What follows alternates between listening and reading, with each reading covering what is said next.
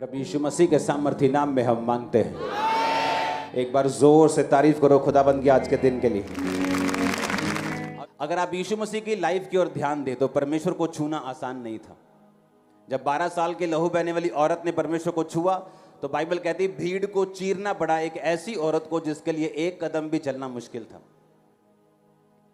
और जब जक्कई को परमेश्वर को देखना था तो बाइबल कहती है जक्कई गूलर के पेड़ पे चढ़ गया, जो चुंगी लेने वालों का सरदार था, एक बड़ी पोजीशन के ऊपर था, लेकिन यीशु मसीह को देखना मुश्किल था, इसलिए उसे अपनी इज्जत की परवाह किए बिना, आज का मंत्री लगा लो, पंजाब सरकार का कोई मंत्री, इस लेवल का वो इंसान था, लेकिन यीशु मसीह को देखने के लिए उसे पेड़ पे चढ़ना पड़ा, क्योंकि यीशु मसीह को मिलना, देखना, उससे कुछ लेना इतना आसान नहीं जितना लोग समझते हैं। आपको हमेशा एक मूल्य चुकाना पड़ता है। जहां सचमुच परमेश्वर की प्रेजेंस है उस जगह पर परमेश्वर को देखने के लिए, परमेश्वर से कुछ रिसीव करने के लिए, कुछ लेने के लिए आपको हमेशा मूल्य चुकाना पड़ता है।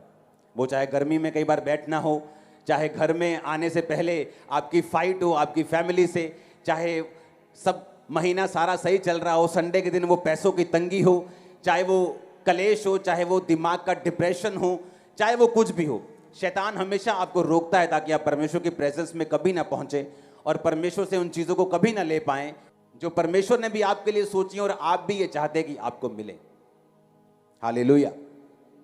12 साल की लहू बहने वाली औरत अगर ये कहती कि मैं तो हिल नहीं सकती हूं, ना मेरे पास पैसा है, मैंने सारा पैसा अपना खर्च कर दिया, तो काश यीशु मसीह मेरे घर से, मेरे मोहल्ले से कहीं आगे से निकलें तो मैं यीशु मसीह को छू पाऊं और यीशु मसीह से चंगी हो पाऊं। लेकिन बाइबल कहती है उसने एक भी बहाना ना बनाकर यीशु मसीह को अपने घर से निकलकर अपने जान की परवाह नहीं की, क्योंकि वो अशुद्ध औरत थी, उसे लहू बहने का रोग था। और पुराने नियम के मुताबिक जिस औरत को लहू बहने का रोग होता था वो आम इंसानों में आकर आम बंदों को टच नहीं कर सकती थी। अगर वो छूती थी तो उसे मार दिया जाता था, ये व्यवस्था कहती थी। उसने अपनी जान की परवाह नहीं की, अपनी किसी चीज की परवाह नहीं की ताकि वो अपनी चंगाई को पा सके, क्योंकि यीशु मसीह को छूना आसान बिल्कुल नहीं। मैंने ऐसे लोग देखे हैं क्रिश्चियन कि 5 लोग हैं क्रिश्चियन, 5 को सेम प्रॉब्लम है, लेकिन एक मैंने उसमें से ऐसा देखा है जिसने अपनी प्रॉब्लम के सामने घुटने नहीं टेके, उसने परमेश्वर के सामने घुटने टेके और प्रेयर की कि परमेश्वर मैं जानता हूं, मैं ये जानती हूं कि ये दूसरों की लाइफ के लिए एक मुश्किल है, ये एक ऐसा ट्रबल है जो बिना ऑपरेशन के खत्म नहीं हो सकता, ये एक ऐसी बीमारी है जो दवाई से खत्म नहीं हो सकती, लेकिन मैं चाहती हूं कि तू मेरी लाइफ में ये काम करे। और परमेश्वर ने काम किया।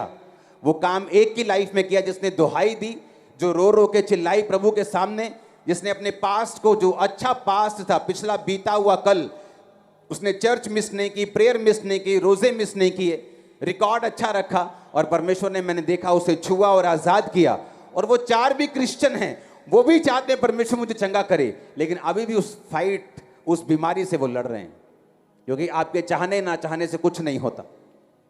आप अपने चाहने के मुताबिक क्या स्टेप्स लेते हो, क्या कदम उठाते हो, क्या विश्वास के कदम आप लेते हो, यह निर्धारित करता है कि आप हील होंगे, चंगे होंगे या नहीं होंगे। हालेलुया। अपने पड़ोसी को बोलो ध्यान से सुन। इसलिए जहां प्रभु यीशु मसीह का वास है वहां पर आपको एक्चुअल में जाने के लिए फाइट्स का सामना करना पड़ता है। जहां सचमुच परमेश्वर की प्रेजेंस है वहां पर आने के लिए आपका दिल जानता है शैतान किस तरह से आपसे लड़ने की कोशिश करता है, किस तरह आपको रोकने की कोशिश करता है, किस तरह से शनिवार शुक्रवार से उसके प्लान बनने शुरू होते हैं कि आप उस जगह ना पहुंच पाए जिस जगह सचमुच परमेश्वर ने आपको बरकत देनी है। लेकिन कुछ को मालूम है कि हमें एक प्राइस पे करना पड़ता है, खुदावंद की प्रेजेंस में जाने का मूल्य अदा करना पड़ता है, और वही मूल्य बताता है आपकी लाइफ में आगे क्या होगा। आज जितने जन खुदावंद की प्रेजेंस में हैं, आप बरकत को पाके जाएंगे, हील होके जाएंगे, डिलीवर होके जाएंगे, छुटकारा पाके जाएंगे। आमीन। ऊंचा है तो ये बरकत आपकी है। हालेलुया। जब शैतान काम कर रहा होता है तो आपको परमेश्वर के हाथ की जरूरत होती है, तब कोई नहीं बचा सकता। मैं गवाह हूं, मैं भी शैतान के हाथों में था किसी टाइम, और जब शैतान होता है तो निशानी होती है, घात होना, नष्ट होना, चुराए जा। बरकत चुरा ली गई, पहले अच्छा था बिजनेस, बिजनेस डाउन हो गया। लोग क्या करते हैं, लोग पहले परमेश्वर में सही रीति से चलते नहीं। जब सही रीति से चलते नहीं, एक समय आता है शैतान का, जो शैतान का अपॉइंटेड टाइम होता है, जो परमेश्वर ने भी अलाउ किया होता है। पहले पवित्रताई में चलना नहीं, जब समय आया कोविड के टाइम, बड़ी बड़ी चर्चेस पे भी इफेक्ट हुआ, क्योंकि अगर सही रीति से चला जाए तो कोविड हमारे बढ़ने के लिए, ब्लेस होने के लिए और आगे बढ़ने के लिए था। शैतान अगर चुराने के लिए, घात करने के लिए और नष्ट करने के लिए तैयार है, तो दूसरी जगह जीसस आपको बचाने के लिए, ब्लेस करने के लिए और जीवन देने के लिए तैयार है। अब आपने चुनना है किसके पास जाना है। आमीन। यीशु मसीह ने कहा शैतान चुराने के लिए, घात करने के लिए और नष्ट करने के लिए आता है, और मैं आया तुम्हें जीवन देने के लिए और बहुतायत का जीवन देने के लिए। तुम खुद तो बचोगे ही, लेकिन दूसरों को भी बचाओगे। खुद तो आशीष पाओगे ही, दूसरों को भी आशीषित करोगे। खुद तो खाओगे भी, दूसरों को भी खिलाओगे। आमीन। ऊंचा तो बरकत आपकी। अय्यूब की पुस्तक 1 उसकी 1 से 12। अय्यूब, ऊज देश में अय्यूब नामक एक पुरुष था। वह खरा, सीधा और परमेश्वर का भय मानता और बुराई से दूर रहता था। अपने पड़ोसी को बोलो, इस धरती के ऊपर इत्तेफाक से कुछ नहीं होता। बोलो फिर से अपने पड़ोसी को, कुछ नहीं होता इत्तेफाक से। याकूब की पत्नी जब जल्दी मर गई, तो जो उनको जानते नहीं होंगे, वो क्या बोलते होंगे, ओ यहोवा को मानने वाली याकूब की पत्नी जल्दी मर गई। लेकिन उन्हें यह नहीं मालूम था कि जब याकूब की पत्नी ने अपने पिता के देवता चुरा लिए, और जब पिता ढूंढता हुआ आया और याकूब को कहा कि मेरे देवता चुरा के लेके आई है तेरी पत्नी, तो उसको मालूम नहीं था कि कोई चोरी हुई है। तो उसके मुंह से क्या निकला था? क्या निकला था? उसने कहा था जिसके पास तेरे गृह देवता मिलेंगे वो जीवित नहीं बचेगा। एक कर्स रिलीज हुआ याकूब के मुंह से, और वो कर्स उसको लगा, और वो जवानी में मर गई। जब बच्चा जन्मने वाली थी, तो बच्चे को जन्म देते थे, बाइबल कहती वो दुहर गई, पेन ज्यादा हुई, और बच्चा जन्मते जन्मते वो मर गई। और बच्चे को नाम क्या दे रही थी? वो क्या दे रही थी? क्या नाम दे रही थी? उसने कहा इसका नाम बेनोनी, यानी दुखों का, सौरों का बेटा हो, दुखों का पुत्र होगा, क्योंकि मैं इसको जन्म देते देते मर गई हूं। याकूब की एंट्री हुई। उसने कहा क्या नाम रखा? कहते इसका नाम है दुखों का बेटा। उसने कहा नहीं, इसका नाम होगा बेंजामिन, बिन्यामिन। दुखों का बेटा नहीं, सुखों का बेटा, दाहिने हाथ का बेटा। उसने नाम चेंज किया। पता है क्यों?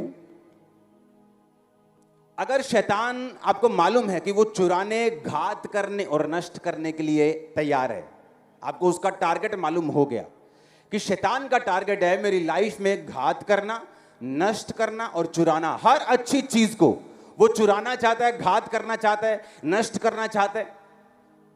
और उसके पास चुराने का कोई भी तरीका नहीं है जब तक वो आपको बाइबल के खिलाफ ना चलाए। जब तक आप बाइबल के बीच से चलेंगे, शैतान ना तो चुरा सकता है, ना घात कर सकता है, ना नष्ट कर सकता है। और शैतान को मालूम है अगर मुझे घात करना है, मुझे नष्ट करना है, मुझे चुराना है, तो मुझे इस औरत को, इस ब्रदर को इस वचन से बाहर लेके जाना पड़ेगा, जहां मैं इसकी लाइफ में चुरा सकूं, घात कर सकूं और नष्ट कर सकूं। मूसा नाम किसने दिया था? फिरौन की बेटी ने, हां या ना? मूसे का नाम का मतलब था जल से निकाला हुआ। और अगर आप ध्यान से मूसा की लाइफ को स्टडी करेंगे, तो मूसा की परीक्षा, जिसके कारण वो कनान देश में एंटर नहीं कर सका और प्रभु उससे नाराज हो गए, तो वो भी जल के पास था, जहां परमेश्वर ने कहा था होंठों को खोल और बोल कि जल निकले इन पहाड़ों से। लेकिन उसने पिछली तरह की बार सोटी मारी, जल से निकला हुआ जल में ही फंस गया, क्योंकि उसके नाम में यह सारी प्रॉब्लम थी। अय्यूब, इब्रानी भाषा का 347वां शब्द। अय्यूब का मतलब है हेटेड, यानी एक ऐसा व्यक्ति जिससे नफरत की जाएगी। अय्यूब का नाम ये नहीं मालूम उसके माता पिता ने कब रखा, लेकिन बाइबल ये बयान करती है कि अय्यूब एक धर्मी, उस वचन को पढ़ेंगे, खरा, सीधा, परमेश्वर का भय मानने वाला और बुराई से दूर रहने वाला बंदा था। तो वो कौन था? खरा। खरा का मतलब होता है कंप्लीटली परफेक्ट, जिसे परफेक्ट आदमी बोलते हैं, जो गलती नहीं करता। खरा, परफेक्ट, कंप्लीट परफेक्ट आदमी। जीसस क्राइस्ट जैसे थे, पौलुस पतरस जैसे चलते थे अच्छी तरह से। जीसस तो सबसे ऊपर थे, लेकिन चेले भी बहुत अच्छी तरह चले। खरा, सीधा, परमेश्वर का भय मानता और बुराई से दूर रहता था। अय्यूब के जीवन में बरकत थी और बाइबल कहती है पूर्वी देशों में वो सबसे बड़ा हो गया। उसके इतने हजार भेड़ बकरियां, सुनेंगे आगे क्या, 7,000 भेड़ बकरियां, 3,000 ऊंट, 500 जोड़ी बैल, 500 गधियां, दास दासियां, इतनी संपत्ति की पूर्वी देशों में वो सबसे बड़ा था। परमेश्वर के सामने खरा था, भय मानने वाला था, डर मानने वाला था। उसकी वजह से उसकी लाइफ पे बरकत भी थी। बरकत क्या थी?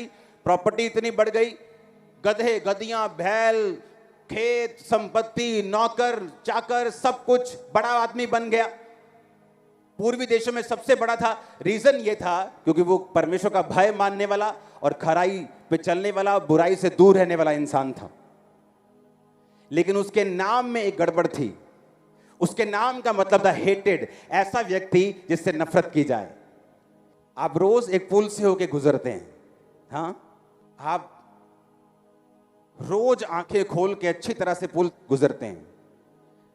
आप बहुत अच्छे हैं, अभी अभी आप 100 लड़कियों की शादी करवा के आए, आप बड़ा दान पुण्य करके आए, 6 घंटे प्रेयर करके आए। एक दिन आप पुल पे आपने आंखें बंद कर ली, क्या चलेगा काम? चाहे आप अच्छे हैं, लेकिन उन आंखों को बंद करने का खमियाजा उस दिन आपको भुगतना पड़ेगा। अय्यूब के साथ भी ऐसा ही हुआ। अय्यूब को यह बात मालूम थी कि नाम का एक बड़ा महत्व होता है। आपका नाम आपकी डेस्टिनी को दर्शाता है। आपका नाम के साथ आपकी बरकत जुड़ी हुई है। बहुत से लोग जब मसीह में आते हैं उनका नाम चेंज कर दिया जाता है, इसलिए नहीं कि उनका धर्म चेंज करना चाहते हो। अगर आपका नाम मसीह में आने से पहले आशीष है तो आपका नाम चेंज करने की जरूरत नहीं। आपका नेम अभिषेक है, आपका नाम चेंज करने की जरूरत नहीं। आपका नेम आशा है, आपका नाम चेंज करने की जरूरत नहीं। नम्रता है, आपका नाम चेंज करने की जरूरत नहीं। लेकिन अगर आपका नाम कुछ ऐसा है जो परमेश्वर और बाइबल से मेल नहीं खाता, तो आपको अपना नाम बदलना होगा, क्योंकि आपके नाम के साथ बरकतें और कर्ज दोनों जुड़े हुए हैं।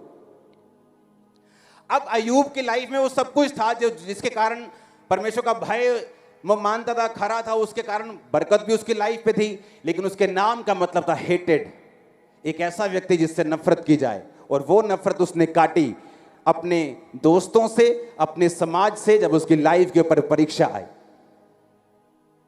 अय्यूब ने एक वचन में लिखा है, मैं जिन चीजों से डरता था वो मुझ पे आ पड़ी, जिनसे मैं भय खाता था वो मेरा हिस्सा बन गए। अपने हाथों को उठा के बोलो,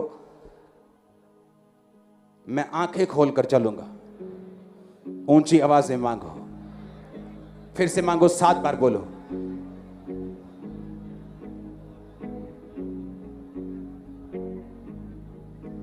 बोलो बोलो बोलो, सब साजी बोलो, सब क्वायर बोलो, आमीन। अब अय्यूब की लाइफ में वो हुआ जिससे वो डर खाता था। एक आदमी था बड़ा धर्मी, और वो एक हॉस्पिटल में काम करता था। और उसका काम था जितने किडनी वाले पेशेंट होते थे जो डायलिसिस करवाने के लिए आते थे, उनको असिस्ट करना, उनका डायलिसिस, उनको मशीन पे लेके जाना, प्रॉपरली डॉक्टर के साथ उनका डायलिसिस करवाने में उनकी हेल्प करनी। तो वो मन में सोचता कि यार मेरे को जिंदगी में कुछ भी हो जाए लेकिन कभी किडनी मेरी फेल ना हो। वो पेशेंट्स को देखता होगा, पेशेंट दिक्कत में होते हैं, कितना उनको दर्द होता है, कितना डिस्कंफर्ट, कितना टाइम उनका वेस्ट होता है। तो वो मन में बोलता था कि मुझे कुछ भी हो जाए लाइफ में, लेकिन किडनी का रोग प्रभु मुझे कभी ना दे, किडनी मुझे नहीं, किडनी रोग ना हो कभी भी। डरता था मन में।